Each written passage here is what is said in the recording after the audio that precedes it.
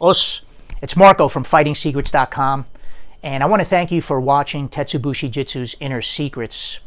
Tettsu Bushi Jitsu, what does that mean? Iron Warrior Art.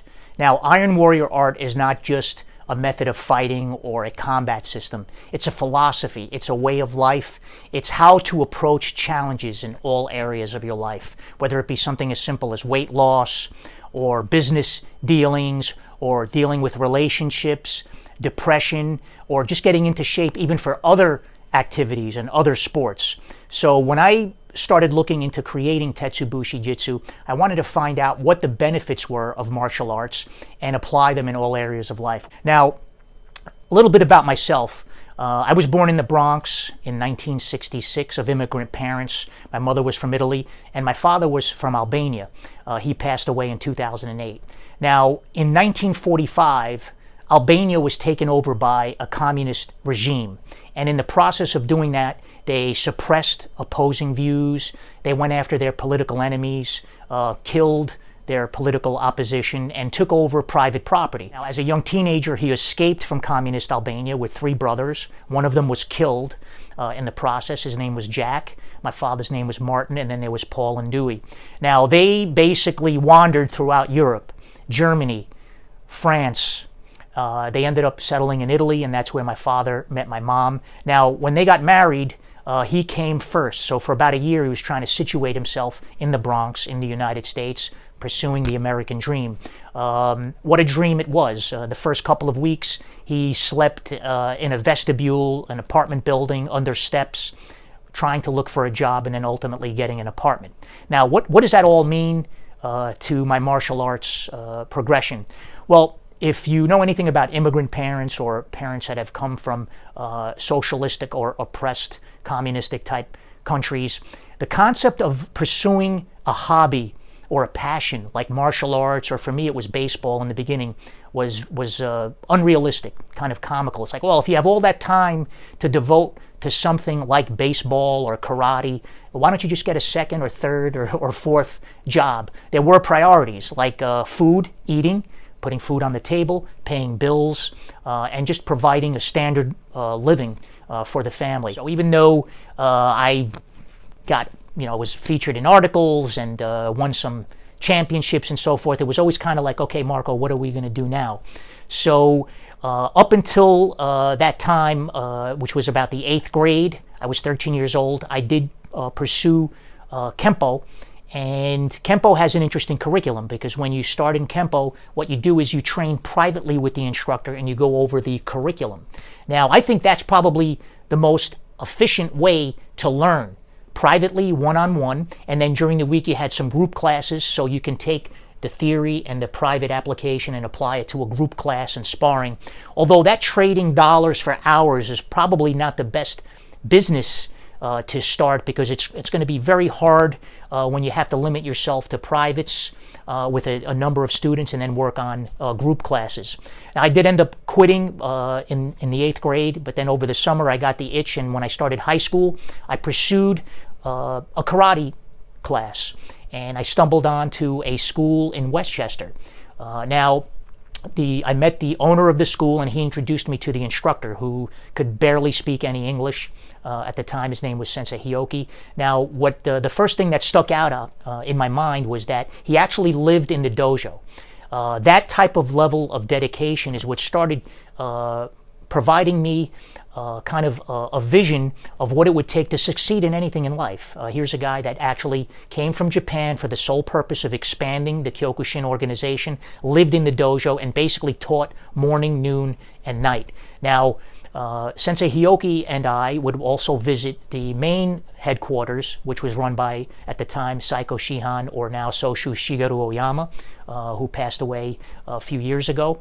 Grandmaster Oyama led the World Oyama, or the Kyokushin organization, and then founded the World Oyama organization. So it was really a blessing in disguise that I did end up leaving the Kempo studio and then started doing Kyokushin Karate with Sensei Hioki and Soshu Shigeru Oyama. This is one of my most treasured photos, with my sensei Kyohiko Hioki on the right and Soshu Shigeru Oyama on the left, preparing for a tournament.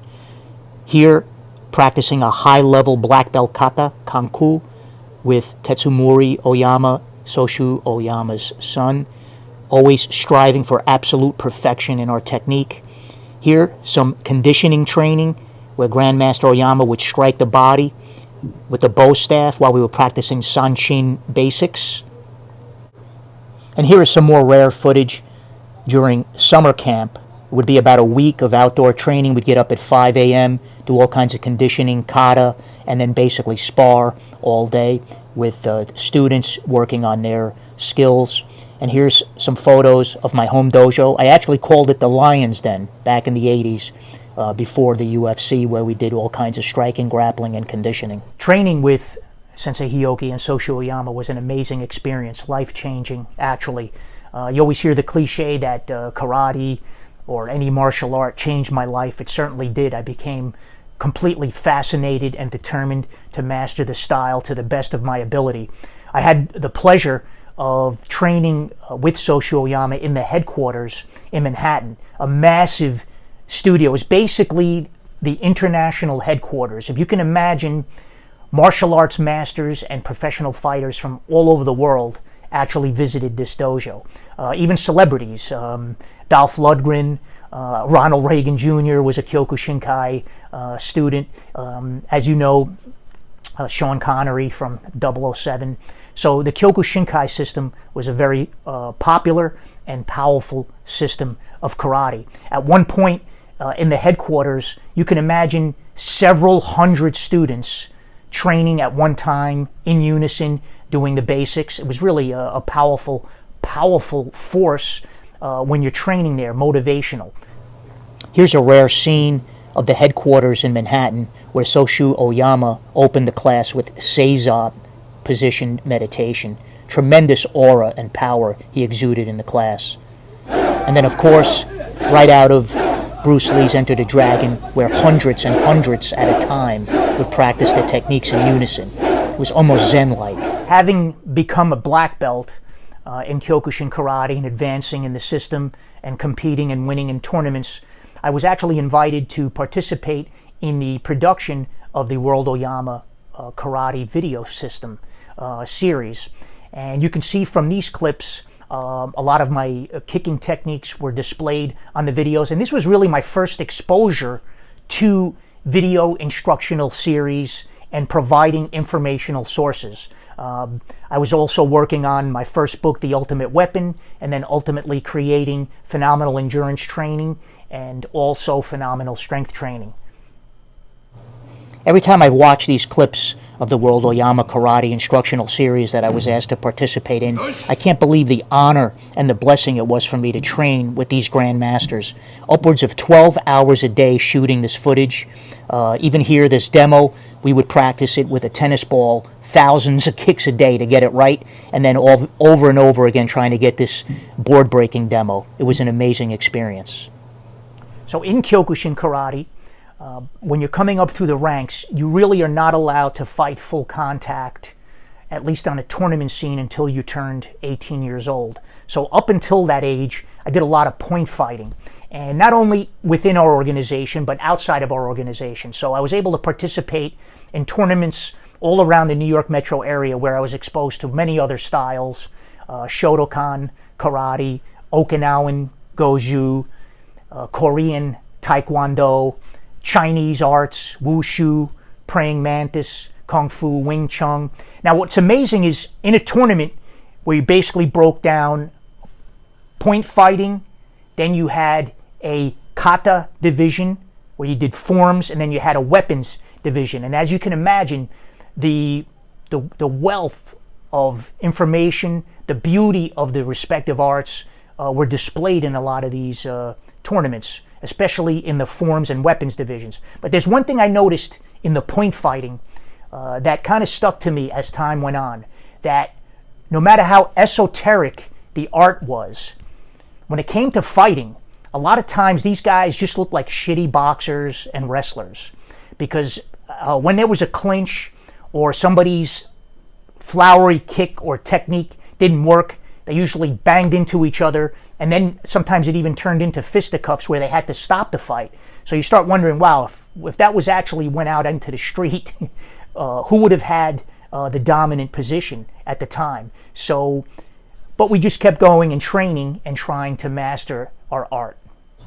Here's some archive photos of me competing in point system fighting, where you basically stopped right before you made full contact. It was a great experience. I even tried team fighting. Here's a photo from the Nassau Coliseum, but usually half of these fights turned into brawls and full contact. And then, of course, some footage of me competing in Kyokushin Kai's knockdown bare knuckle full contact tournament and winning a title there, one of my greatest accomplishments.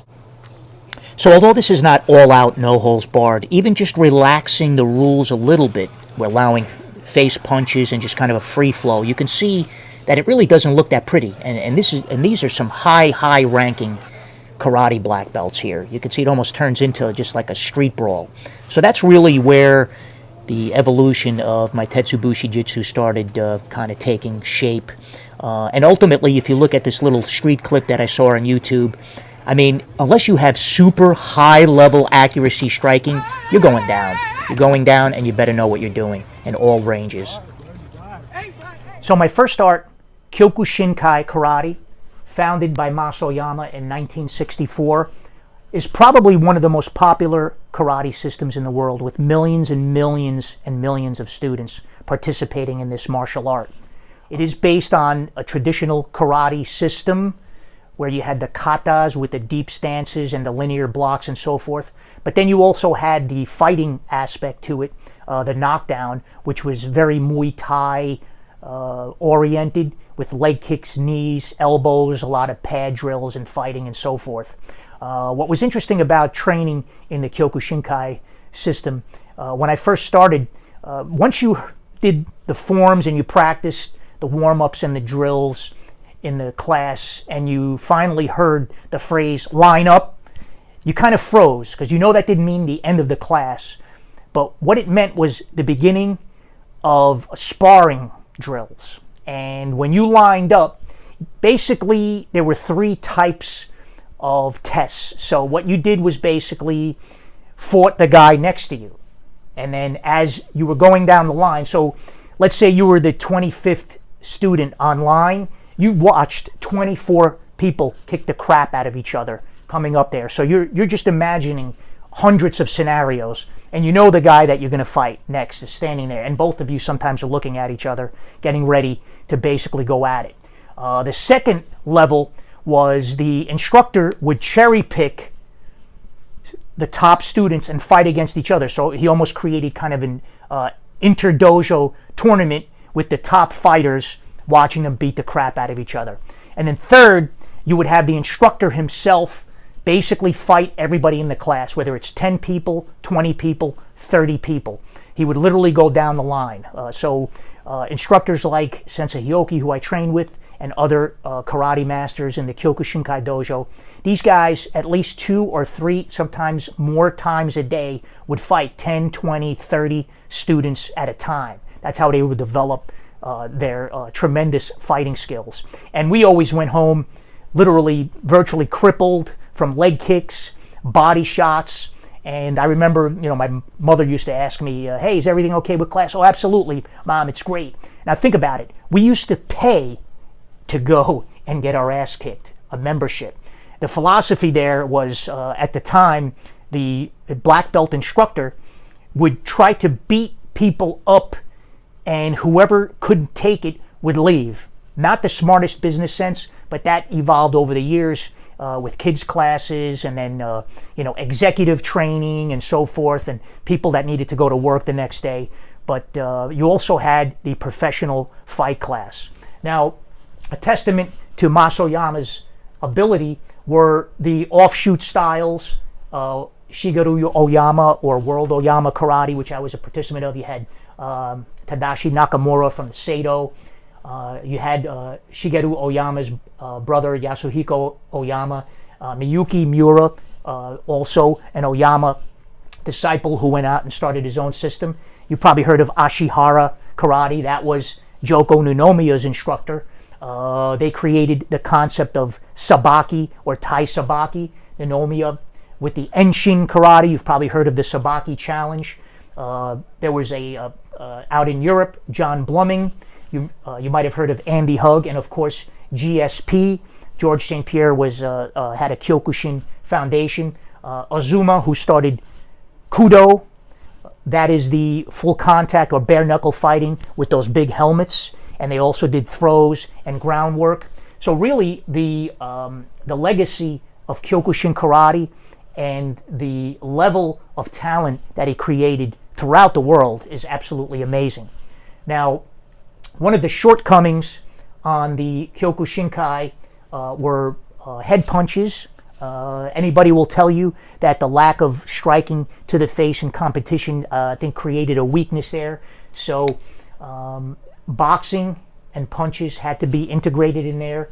Now leg kicks and clinching. Now you'll see in this next video clip, in Thailand, they issued a challenge back in the 60s to Japan. We'll fight any karate guy. And from the way legend has it, is that Mas Oyama actually sent 3 of his top disciples there, winning 2 out of the 3 matches. But if you watch this clip, which is very rare, you'll see that the karate guys were utilizing what looked like judo throws. But when in Thailand and preparing for it, they did seek out guys that kind of understood Muay Thai, boxing, and training. So even back then, you saw some cross-training from Kyokushin with the Thai fighting.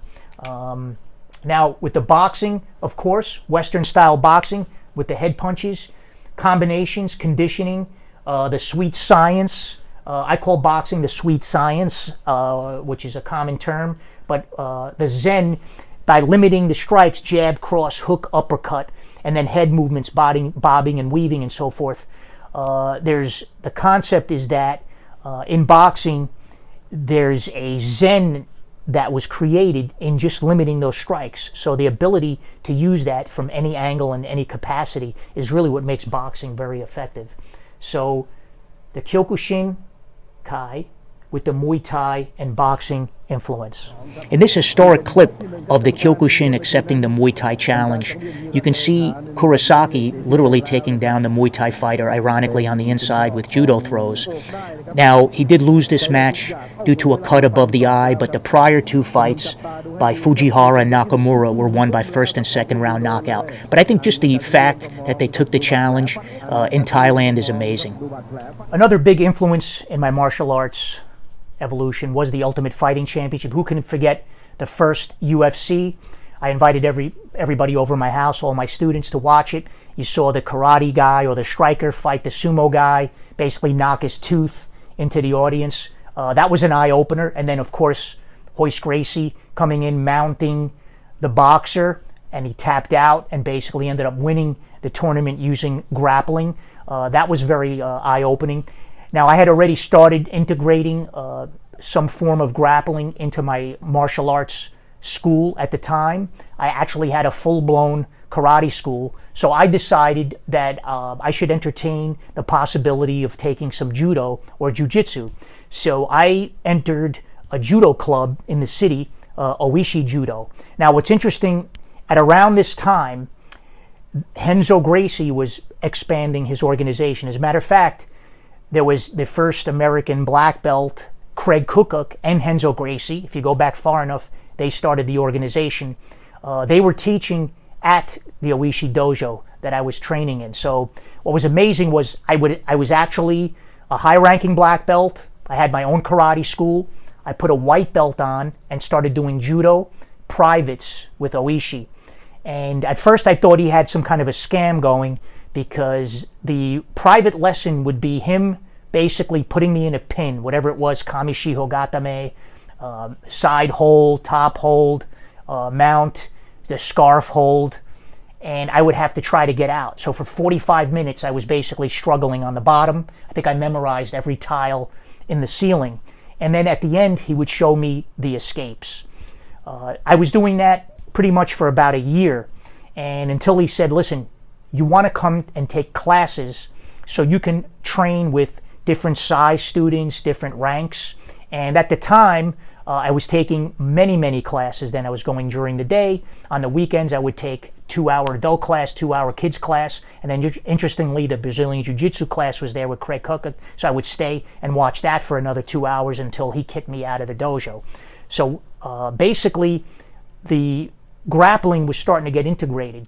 So what is it about Kodokan Judo that makes it special? Well, everybody's familiar with Kano Sensei or Kano Shihan. Basically, in 1878, seeked out a jiu-jitsu instructor, and then in 1882, at the age of 21, started judo. Actually opened up the first judo school known in Japan. Kano also, at the time, was still training under jiu-jitsu instructors, but he was the head instructor of the judo school that he founded in 1882. Now, mind you, that was only 4 years of study, and then he opened up a school. Today, that would almost be considered blasphemous, that somebody can just train for a few years and then start their own style. My instructor, Oishi Sensei, he was an AAU champion, both in judo and Greco-Roman and freestyle wrestling champion, having won championships in the 60s, 70s, and 80s. Now, everybody's familiar with judo guys like Masahiko Kimura, who beat Helio. Kimura, if you can imagine, basically was never taken off of his feet for 10 years. You have more contemporary Yasuhiro Yamashita, also considered a god in Japan, had over 203 documented victories from 1977 through about 1985. This is phenomenal. These are documented fights with people of equal ability. Now, the biggest lesson that I learned was that I had to not only remove my black belt, but I had to remove my ego. My very first private lesson with Oishi was on our knees. I thought, look at this guy. He's probably 20 some odd years older than me. He's shorter than me. He's lighter than me. I'm going to kick his ass. As soon as I put my hand on his lapel, I woke up in a different part of the dojo. He basically rendered me unconscious. At that point, I said, I am going to learn everything and anything I can that has to do with grappling, gi, no gi, choking techniques, joint locks, escapes, everything, and I became fascinated with the art. And here's some clips of me training with Oishi privately. Here's a rare clip of me practicing with Oishi Sensei, the scarecrow drill, working in the penetration drills for takedowns. Because of his Greco-Roman and freestyle experience, what I loved about the dojo was that he worked on integrating a lot of the wrestling into the judo. Here we're doing the more conventional throws, the ippon seoinage and so forth. But his shooting, penetrating, singles, doubles, working the bottom, sit-outs and stuff like that was just amazing. Besides the judo, it really helped with my overall grappling ability. Here we're practicing the cross-body arm lock, the jujigatame with a rear rollout. So that helps with mat work and getting stacked by doing the rear rollouts in this drill. Now, here's something very interesting in terms of open-mindedness. In this next picture, Oishi Sensei is actually choking out a Kyokushin or Oyama student because I was able to arrange a seminar in Socio Oyama's dojo.